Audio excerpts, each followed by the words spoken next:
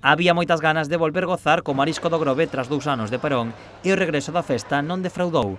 Durante 2 semanas, miles de persoas encheron a carpa da Praza do Corgo. De Burgos, de Burgos. De Mondragón, Guipúzcoa. Somos de Albacete. Venimos de Toledo. Os visitantes gozaron de toda a variedade de marisco. Camarones, he pedido mejillón, almejas a la marinera. Un poco de todo. Mejillones, pulpo y navajas. No, pulpo hemos pedido hoy.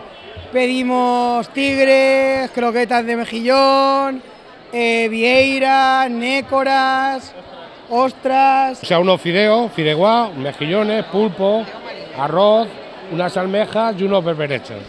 Y del resto no pedimos porque venimos ya puestos, ¿eh? O marisco é o reclamo da xente, pero o gran ambiente e a organización son os motivos polos que gozan e regresan. Pues el ambiente, lo espectacular, la fiesta.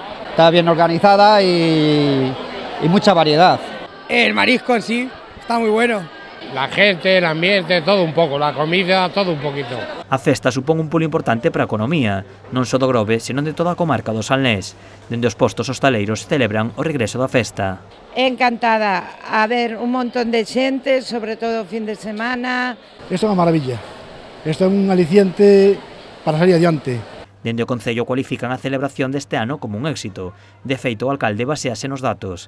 Máis de 75.000 persoas e máis de 150.000 racións vendidas. Un novo récord. Eu creo que en estes 14 días entre 75.000 e 95.000 personas achegáronse ao Grove para disfrutar do mellor marisco do mundo. Bueno, e racións? En cantas levan saídas xa? Pois hoxe vamos a superar as 150.000 racións de venda da Festa do Marisco, que sería o máximo, o top, vendido nas 59 edicións que levamos realizadas, así que é unha festa para recordar. Dado o éxito da festa e a súa gran organización, a subdelegada do Goberno comprometeuse a traballar para que a Festa do Marisco reciba a catalogación de Festa de Interese Turístico Internacional. Esta festa do marisco do Grove, que en breve sabemos que vai a ser de interés turístico internacional.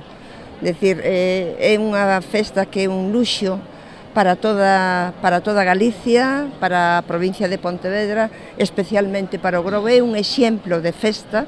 As cifras son de récord, pero aínda o poden ser máis porque a festa continúa. Os interesados en gozar do marisco, acompañado de música e de ofertas comerciais, poden achegarse ao Grove ata este mércores 12, último día de celebración da festa.